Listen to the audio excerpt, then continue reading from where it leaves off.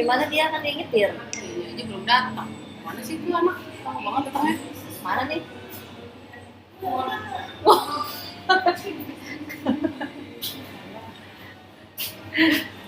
dari mana aja sih? Biasa, namanya juga berjaka. Sorry telat nih. Gimana? Tentang rencana kita jadi ke Bandung. Ayo aja, siapnya kapan? Besok jadi Karena naik kereta lah. naik kereta apa? Jalurnya doang baru jadi. Kereta cepet lagi rame di TV. Kapan sih jadinya kereta cepat Jakarta Bandung? Nah, kan pengerjaannya aja lah lebih lama dari rencana. Emang nggak dengar tuh? Dengar, cuma dari awal proyeknya itu kereta cepat Jakarta Bandung kan emang banyak kritikan kan. Iya dulu tuh kalau menurut peneliti Indef Zulfian Syafrian ada perencanaan yang salah. Kemarin juga kan pas lagi groundbreaking Menteri Perhubungannya saat itu Ignatius Jonan menolak proyek kereta cepat. Dia nggak datang. Terus katanya sejumlah pihak belum melalui uji kelayakan, perencanaannya tidak matang. Iya, tapi pada 2016 silam memang Don mengaku tidak datang karena sedang menyelesaikan perjanjian konsensi ya kereta cepat. Tapi menurut Faisal Bahri, ekonom senior, pendanaan proyek ini tuh diprediksi nggak akan balik modal bahkan hingga kiamat tiba. Dan katanya sekali lagi kita tuh bayar kereta ini kalau kita naik 400.000 sekali jalan. Wow, Iya, karena kan waktu tempuhnya 30 menit. Nah, kalau dari Tangsel ke Jakarta aja ke stasiunnya bisa makan waktu 1 sampai 2 jam. Belum pas sampai Bandung, akses ke tengah kotanya macet. Jadi sama aja kayak kalau kita bawa mobil. Di Bandungnya udah bisa muter-muter kalau naik mobil pribadi kan. bener tuh. Kalau naik kereta seperti itu dari stasiun ke tempat-tempat yang kita tuju nanti pas di Bandung belum naik kendaraan pas sampai di Bandung belum naik kendaraan di sana kan kos nambah lagi apalagi masih sore kita nih. Ya udah gini deh, kemarin waktu di Patukan kan dibahas tuh manajemen strategis meliputi pengamatan lingkupnya apa aja kayak perencanaan strategis, perencanaan jangka panjang, sama implementasi strategis dan evaluasi serta pengendalian. Oh iya, di mata kuliah manajemen strategi sektor publik disampaikan kan manajemen strategis menekankan pada pengamatan dan evaluasi peluang dan ancaman lingkungan dengan melihat kekuatan dan kelemahan proyek ini. Iya, perencanaan dan strategi jangka panjangnya bagaimana tuh? Contoh baru kemarin tuh denger kan di TV berita-berita yang dua kereta MRT Jabodetabek tabrakan saat dicoba. Apalagi ini kereta cepat yang menuju ke Bandung kan perlu perencanaan yang bagus. Udah sekarang gini deh perencanaannya.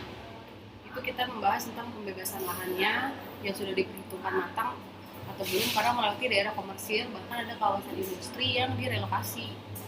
Jadi kan kunci utama keberhasilan melaksanakan proyek tepat waktu adalah perencanaan dan penjadwalan proyek yang lengkap dan tepat. Nah, keterlambatan dapat dianggap sebagai akibat tidak dipenuhinya rencana jadwal yang telah dibuat karena kondisi kenyataan tidak sama, tidak sesuai dengan kondisi saat jadwal tersebut dibuat. Menurut Jervis 1988 mengklasifikasikan keterlambatan menjadi 4 tipe loh. Apa aja tuh? 1.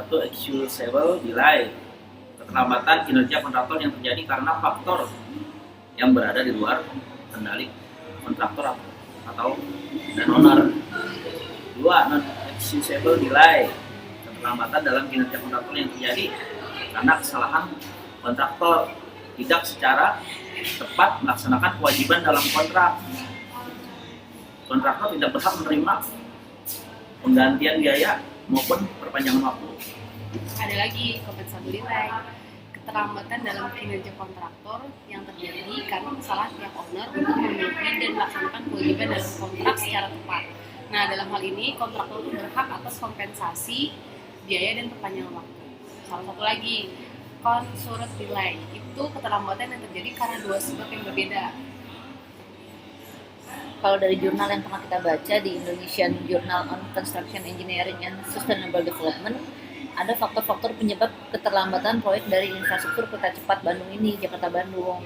Dari pertama, Kendala dalam pembebasan lahan untuk bangunan infrastruktur menyebabkan progres tidak tercapai sesuai dengan schedule. Kemudian penetapan jadwal proyek yang amat ketat oleh pemilik. Kemudian ada lagi yang ketiga, rencana urutan kerja yang tidak tersusun dengan baik sehingga kontraktor kendala dalam waktu pelaksanaan pekerjaan.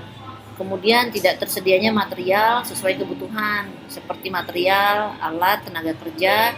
Kemudian keterbatasan SDM sangat berdampak pada pengiriman atau suplai material, mengakibatkan proses konstruksi terlambat dari schedule yang sudah ditetapkan.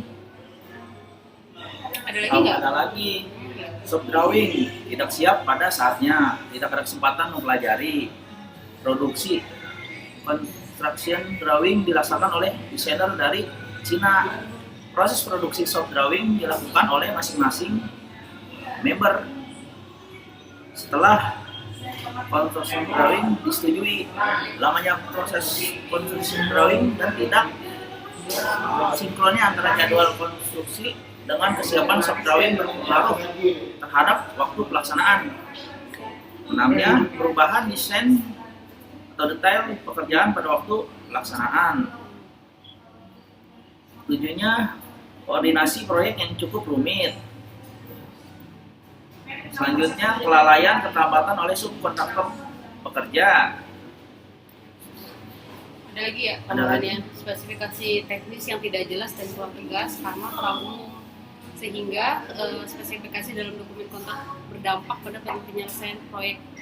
Penentuan jenis material yang digunakan juga sumber dan penetapan job mix. Banyak item pekerjaan yang belum jelas spesifikasinya sehingga menyebabkan keterlambatan dalam proses pengadaan. Ada lagi adanya prosedur perizinan dan pelaksanaan pembangunan yang dipersulit dari berbagai pihak dan kondisi cuaca yang kurang baik. Jadi pekerjaan yang dominan atau pekerjaan elevated dengan porsi sekitar 50% yang terdiri dari bridge and culvert, dan pekerjaan subgrade dengan porsi sebesar 30% terdiri dari galian dan timbunan. Schedule pelaksanaan subgrade sangat bergantung dari menyesuaikan kondisi cuaca. Nah, produktivitasnya juga harus dikontrol agar waktu pelaksanaan tidak mundur dari rencana.